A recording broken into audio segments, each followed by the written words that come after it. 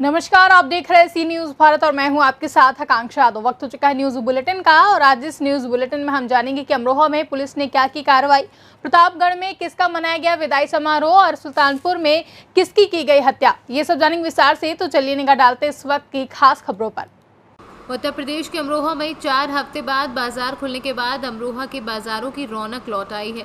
हालांकि व्यापारी संगठनों और अमरोहा प्रशासन ने वन साइड वन डे दुकान खोलने का निर्णय लिया है ताकि दुकानदारों में सोशल डिस्टेंस मेंटेन रहे और कोविड-19 के नियमों का पालन करें ताकि भयंकर बीमारी से बचा जा सके। अमरोहा प्रशासन ने 45 वर्ष से ऊपर के जो भी दुकानदार हैं वह कोविड का टीका लगाने के बाद ही दुकान खोल पाएंगे। अमरोहा में इस वक्त 456 कोविड के एक्टिव मरीज हैं। अमरोहा से सी न्यूज संवाददाता गौरव श्रीमाली की रिपोर्ट।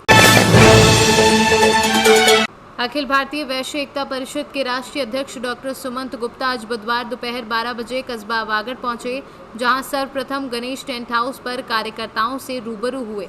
उसके बाद कोरोना काल में जान गंवाने वाले व्यापारियों के प्रतिष्ठानों पर पहुंच परिजनों से मुलाकात कर शोक संवेदनाएं व्यक्त की।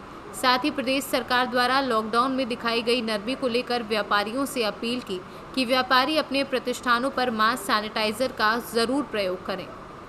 बेरोजगारी होने से सरकार के राजस्व की जबरदस्त हानि होती है तो जीडीपी धड़ाम से गिर जाती है। व्यापारियों के द्वारा निरंतर समाज की जो नियमावली कोरोना की प्रदेश सरकार हो चाहे केंद्र सरकार हो जिन्होंने बनाई उसका अनुपालन कठोरता के साथ नियमानुसार करने का प्रयास करना। वर्तमान समय में प्रदेश सरकार को इस बात के लिए बधाई देना चाहूँगा कि इन्होंने 55 जिलों में कोरोना के संख्या कम होने के बाद खोलने का जो निर्णय लिया है उसका अखिल भारतीय वैश्य एकता परिषद स्वागत करती है और व्यापारियों से भी अपील है कि वो अपनी सुरक्षा का विशेष ध्यान रखें। वर्तमान समय में ये जो कोरोना काल आया है इसमें सर्वाधिक मौतें कोरोना के कारण हुई हैं, उसमें सर्वाधिक संख्या वैश्य व्यापारी समाज की है। इसलिए व्यापारियों को भी अपनी इम्यूनिटी बढ़ाने के साथ साथ उसका अनुपालन भी करना चाहिए, सोशल डिस्टेंस का, मास्क लगाने का और सैनिटाइज करते हुए ग्राहकों को डील करें। और प्रदेश सरकार से मांग है जो व्यापारी राजस्व बढ़ाने में काम कर रहा है उसको कोरोना योद्धा करके घोषित किया जाए और उसकी व्यवस्था विशेषकर जो पंजीकृत व्यापारी हैं उनकी जो उसके अंदर अभी तक कोरोना को नहीं जोड़ा गया जो बीमा योजना के अंतर्गत। हमारी मांग है इसमें असाध्य रोग जैसे हृदय के कारण मृत्यु हो जाती है, कैंसर है, हमारी मांग है इसके अंदर कोरोना और फंगस जैसी बीमारी को भी जोड़ा जाए जिससे ये व्यापारी भी लाभ उठा सके। इन 2 साल एटा से सी न्यूज संवाददाता राघवेंद्र अग्रिया की रिपोर्ट। आज कोरोना महामारी से लोगों को बचाने के लिए नागरिक सुरक्षा संगठन द्वारा लोगों को जागरूक करने के लिए आज शहर क्षेत्र में व्यापक रूप से जागरूकता अभियान चलाया गया। डिप्टी चीफ वार्डन बाल किशन कुशवाहा के नेतृत्व में तमाम नागरिक सुरक्षा संगठन के स्वयं सेवक तथा वार्डन आदि ने घूम घूम कर लोगों से कोरोना से बचाव के उपायों को अपनाने की अपील की। इस दौरान सभी से आह्वान किया गया कि बिना किसी कारण के घरों से ना निकलें। अति आवश्यक कार्य से यदि निकलना भी पड़े तो मास्क अनिवार्य रूप से पहने। भैया नाम बताइए। मेरा नाम बालकिशन कुशवाहा, मैं चीफ वार्डन सिविल डिफेंस। भैया ये किस जागरूकता अभियान निकाला आपने आज? ये जागरूकता इसलिए निकाला कि कोरोना का जो काल चल रहा है, बीमारी बहुत भयंकर है। इस बीमारी को हम लोग जागरूक करने के लिए निकले हुए हैं। जबकि मोदी और हमारे योगी जी का आदेश है कि जागरूक करना। आज आप लोग कहाँ निकले और कहाँ जागरूक किया लोगों को आपने? हम लोगों ने आज नदिया बाजार से सीधा यहाँ से दतिया गेट बाहर होते हुए अलीगोल होते हुए गाय का ताजिया होते हुए साथ थाना ये पूरा हम लोगों ने सभी को जागरूक किया और सुनहरी होते हुए हम लोगों ने नदिया बाजार के आगे समापन किया। Bureau report C news. Jhansi Khajuraho राष्ट्रीय राजमार्ग पर 4 व्हीलर मोटरसाइकिल में जोरदार टक्कर में 2 बच्चों सहित 4 लोग गंभीर रूप से घायल हो गए। जानकारी के अनुसार थाना सकरार के पास मोटरसाइकिल एवं 4 व्हीलर में टक्कर हो गई, जिसमें 2 बच्चों सहित 4 लोग गंभीर रूप से घायल हो गए। 4 व्हीलर चालक 4 व्हीलर लेकर मौके से भाग गया। काफी देर तक एम्बुलेंस नहीं आने पर उक्त घायलों को लोगों की मदद से थाना सकरार की गाड़ी से CSC बंगरा भेजा गया। मऊ रानीपुर से सी न्यूज संवाददाता असलम मोमिन अंसारी की रिपोर्ट। सीधे साधे इंसान की जमीन पर दबंगों ने कब्जा कर लिया, उसे जान से मारने की धमकी दी। ये मामला गरोठा तहसील के एक एरज थाना क्षेत्र के अंतर्गत का है। कस्बे में रहने वाले धर्मेंद्र कुमार खरे ने वरिष्ठ पुलिस अधीक्षक को शिकायती प्रार्थना पत्र देते हुए अवगत कराया है। क्या नाम है भाई साहब? धर्मेंद्र कुमार खरे। धर्मेंद्र जी, क्या मामला है? मामला ये है सर कि मैं अपनी वाइफ को लेकर बाहर गया हुआ था। कुछ लोग मेरी ज़मीन पर कब्जा कर रहे थे, जिसकी सूचना मैंने थाना एरज में दी एसओ को कि मेरी ज़मीन पर कब्जा हो रहा है। उसके बाद कोई कार्रवाई नहीं हुई। जब मैंने सीओ को बोला तो सीओ साहब ने सीधा बोला कि आप 112 पर कार्रवाई कीजिए, क्योंकि वो लोग राजनीतिक व्यक्ति हैं और हम लोग उसमें अक्षम में थोड़ा नहीं कर पा रहा था सपोर्ट। तो 112 पर कॉल की, उसके बावजूद भी जब मैं लौटा तो किस लोगों ने मेरे को घेर के गाड़ी रोक के जान से मारने की धमकी दी। किस गांव का मामला है ये? एरज का है। तो कौन सी राजनीतिक पार्टी से संबंध रखते हैं? वो लोग बीजेपी से हैं। अच्छा। फिर आज आप कहाँ आए? फिर जब मैं वहाँ मैंने एप्लीकेशन दी तो ये लोग ऐसे जो स्थानीय पुलिस है उन लोगों को बिठाल के मुझसे राजीनामा करा रही थी। तो मैंने कहा जब मैं एप्लीकेशन देने आया हूँ, आप राजीनामा करा रहे हैं, इससे बेहतर है कि मैं झांसी दूँ। तो अगर यही सिस्टम चला पूरा राजनीतिक तौर पर कि नहीं, किसी को न्याय मिलना ही नहीं है, तो फिर ये योगी शासन में जो पत्रकार को चौथा स्तंभ मानते हैं, चूँकि मैं भी पत्रकार हूँ तो चौथा स्तंभ मानते हैं। उसके बावजूद अगर हम लोगों के साथ न्याय नहीं होता है तो फिर आम जनता के साथ न्याय क्या होगा, ये बताइए। Bureau report C news. Lalitpur से मेहरौनी की ओर जाते हुए ग्राम सिलावन में महुआ के पेड़ से घिसटती हुई जामुन के पेड़ से स्विफ्ट गाड़ी टकराई, जिसमें 4 लोग मौजूद थे। मेहरौनी सामुदायिक स्वास्थ्य केंद्र उन सभी घायलों को भेजा गया। ललितपुर से सी न्यूज़ संवाददाता महेंद्र की रिपोर्ट। खबर राजधानी लखनऊ के कृष्णानगर क्षेत्र से है, जहां LDA स्थित में राम पार्क में एक मिशन एक आवास के संस्थापक तिवारी ने अपने सहयोगियों के साथ बेरोजगार प्रशिक्षुओं को रोजगार दिए जाने की मांग को लेकर 1 दिवसीय धरना देकर काला दिवस मनाया। मौके पर राकेश तिवारी ने बताया कि वर्तमान समय में लाखों DLED BTC के प्रशिक्षण प्राप्त कर चुके प्रशिक्षु जो टेट सीटेट पास करके 2 वर्ष से रोजगार के लिए दर की ठोकर खा रहे हैं, किंतु उत्तर प्रदेश सरकार द्वारा अभी तक कोई भी शिक्षक भर्ती का विज्ञापन नहीं जारी किया गया है। इसी क्रम में भर्ती प्रक्रिया को लेकर प्रशिक्षुओं द्वारा लगातार ट्विटर पर अभियान छेड़ा जा रहा है, जिसके बाद भी सरकार द्वारा कोई बयान या निर्णय नहीं आ रहा है। वहीं आज एक आवाज़ एक मिशन द्वारा सर पर काली पट्टी और हाथ में शिक्षक भर्ती का पोस्टर के साथ शांतिपूर्ण तरीके से मांग की गई। इन बेरोजगारों प्रशिक्षुओं के भविष्य को देखते हुए तत्काल भर्ती निकाली जाए। एक आवाज़ एक मिशन के संयोजक राकेश तिवारी का कहना है कि अगर मांग जल्द पूरी नहीं होती है तो लॉकडाउन खुलते ही इस मुद्दे को लेकर प्रादेशिक स्तर पर धरना व प्रदर्शन कर प्रशिक्षुओं की लड़ाई हेतु एक आवाज़ एक मिशन बाध्य होगा। किन मुद्दों को लेकर आप द्वारा काला दिवस मनाया जा रहा है? आज आप देख रहे हैं कि ये जो उत्तर प्रदेश के 97,000 बच्चे हैं, ये DLED के प्रशिक्षु बच्चे हैं और 2017 बैच के बच्चे हैं जो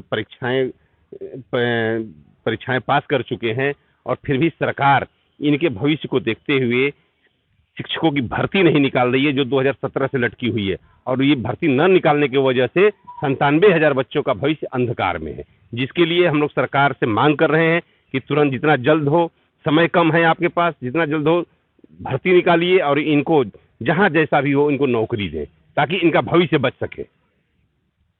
इसके अलावा अगर शिक्षा विभाग में भर्ती की बात करें तो अभी ये DLED का मुद्दा है, अभी 69,000 भर्ती का भी मामला जो है, कहीं आरक्षण का मुद्दा है, उसमें और भी त्रुटियां हैं, इन सब में अभी कोई हल नहीं निकल पाया है, तो बेरोजगार बच्चे दर की ठोकरें खा रहे हैं। अब इस तरह जैसे कि DLED के मुद्दे को लेके आप आज काला दिवस मना रहे हैं, तो अगर सरकार इस बात को अनसुनी करती है तो अगला कदम क्या होगा आपका? देखिए, सरकार के पास कोई काम है नहीं। सरकार जो भी काम करती है केवल बंद कमरे में कागजों में फाइलों में काम करती है। अभी सरकार देखे होंगे कि शहर में बड़े बड़े होर्डिंगों लगाए कि 4 साल बेमिसाल 4 साल में हमने 4 लाख नौकरियां दे दी। किसको नौकरी दी है? अगर नौकरी दिए होते तो ये बच्चे क्यों दर की ठोकरें खाते? और अगर सरकार समय रहते भर्ती नहीं निकाली तो आज लॉकडाउन है, हम लोग कोविड गाइडलाइन का पालन भी कर रहे हैं, यहाँ भीड़ भाड़ भी नहीं इकट्ठा किए हैं, अपनी मांग को लेकर के बैठे हैं कि इनकी भर्ती निकालिए। अगर सरकार समय रहते नहीं भर्ती निकाली तो जैसे ही लॉकडाउन खत्म होगा, धारा 144 खत्म होगा, हम लोग सड़क पर आकर के, जितने हमारे उत्तर प्रदेश की एक आवाज एक मिशन के साथी सब सड़क पर आकर के इसके लिए संघर्ष करेंगे और नौकरी की मांग करेंगे। लखनऊ से सी न्यूज़ संवाददाता उमेश विश्वकर्मा की रिपोर्ट। पट्टी के कोतवाल नरेंद्र सिंह का मंगलवार को पट्टी कोतवाली में विदाई समारोह कार्यक्रम आयोजित किया गया। 2 दिन पहले उन्हें शासन ने उनका स्थानांतरण आसपुर देवसरा थाने में करके वहां का थाना प्रभारी बनाया गया। मंगलवार को नगर अध्यक्ष खेदन लाल जायसवाल तथा कमलापति जायसवाल, जुगी लाल जायसवाल, रामचरित वर्मा, विमल सोनी, नए कोतवाल गणेश प्रसाद तहसीलदार, विनोद कुमार गुप्ता, पट्टी एसडीएम धीरेन्द्र प्रताप सिंह, एसआई धर्मेंद्र सिंह तथा तहसील पट्टी तहसील के कई कर्मचारियों की उपस्थिति में उनका विदाई समारोह हुआ। रामचरित वर्मा जी, और नाम तो सबका लेने में तो बहुत टाइम निकल जाएगा, इसलिए मैं सबको सादर प्रणाम करता हूं। और जब मैं पट्टी आया था तो मैं सही बात बता रहा हूं कि जब हम लोग साहब भी साथ ही हम लोग फतेहपुर से आए थे तो ये था कि कहीं भी हो जाए लेकिन पट्टी सर्किल में या पट्टी थाने पर पोस्टिंग ना हो। ये हम लोगों को जो धारणाएँ होती हैं, जो चर्चाएँ होती हैं, वो हम बता रहे हैं, दिल की बात बता रहे हैं। तो मेरा जो है इलाहाबाद माननीय मुख्यमंत्री जी का कार्यक्रम था, वहाँ ड्यूटी लगी हुई। मैं वहाँ चला गया था, फिर जाते ही पता लगा कि मुझे वापस आना है। पता लगा कि कहीं पोस्टिंग हुई है, वहाँ जाना है, आपके जगह पर कोई और जा रहा है।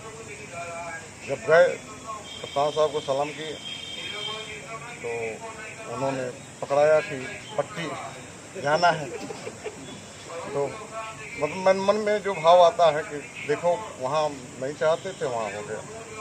फिर भी हम यहाँ आए, यहाँ के भौगोलिक परिस्थितियों, यहाँ के लोगों के बारे में जानकारी किया, स्टडी किया, फिर हमने काम करना शुरू किया। और सच बताएं, हमको काम करने में बहुत मज़ा आया। यहाँ पे आप लोगों का सहयोग मिला।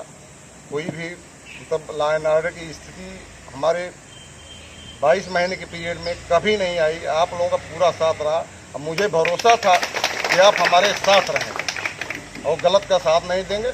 इसलिए हम जो भी आप हमारे लिए कसीदे पढ़ रहे हैं या तारीफ कर रहे हैं, वो आपके सहयोग से हम उस स्थिति में आ पाए। इसलिए उसके लिए आप लोग धन्यवाद के पात्र हैं और आप लोगों का पूरा सहयोग हमारे साथ रहा और हमें विश्वास है कि आगे भी आप लोग जो नए कोतवाल साहब हैं उनका सहयोग करेंगे। प्रतापगढ़ से सी न्यूज़ संवाददाता बिंदु वर्मा की रिपोर्ट। प्रयागराज जिले के करछना विकास खंड में प्रमुख पद की दावेदारी समाजवादी पार्टी की ओर से पूर्व ब्लॉक प्रमुख करछना विजयराज सिंह राजू भैया की पत्नी कात्यायनी सिंह कर सकती हैं दावेदारी, जिसकी जानकारी के बाद समर्थकों में खुशी की लहर है। बताएं, इस बार हमारे यहाँ ब्लॉक प्रमुख की सामान्य महिला सीट है। यदि अभी तो बीडीसी का चुनाव होने जा रहा है और बीडीसी का चुनाव कात्यायनी जी लड़ रही हैं, जो हमारी धर्मपत्नी हैं, और हम भी एक वार्ड से चुनाव लड़ रहे हैं। यदि हम लोगों को सफलता मिलती है क्षेत्र पंचायत सदस्य के पद पे, तो जैसे क्षेत्र के लोगों का योगदान होगा, सहयोग होगा, उस तरह से निर्णय लिया जाएगा। आपका परिचय जानना चाहिए। विजयराज सिंह राजू, पूर्व ब्लॉक प्रमुख करछना। करछना विकास खंड के सभी गांव के लोगों को धन्यवाद देना चाहता हूं, जिन्होंने इतना हमको प्यार दुलार और स्नेह मेरे साथ जताया। वार्ड नंबर 69 बरदहा से श्रीमती कात्यायनी देवी खड़ी थी, जो कि मेरी धर्मपत्नी हैं, और वार्ड नंबर 71 खजुरी कौवा से हम खड़े थे। दोनों सीट से हम लोग निर्विरोध निर्वाचित किए गए हैं। तो सबसे पहले हम उन गांव के सभी नागरिक को हृदय से धन्यवाद देना चाहते हैं, नमन करते हैं। आपका परिचय जानना। विजयराज सिंह राजू, पूर्व ब्लॉक प्रमुख करछना। आप सबका भी बहुत बहुत धन्यवाद। प्रताप बंदी। प्रयागराज से सी न्यूज़ संवाददाता मंगला प्रसाद पटेल की रिपोर्ट। 5 बच्चे की मां को ऐसा प्रेम का बुखार चढ़ा कि अपने पति की हत्या का षड्यंत्र ही रच डाला। प्रेमी अजय कुमार को उस्काया और 5 बच्चों की मां कमला ने अपने पति चंद्रपाल की रविवार की रात हत्या कर दी।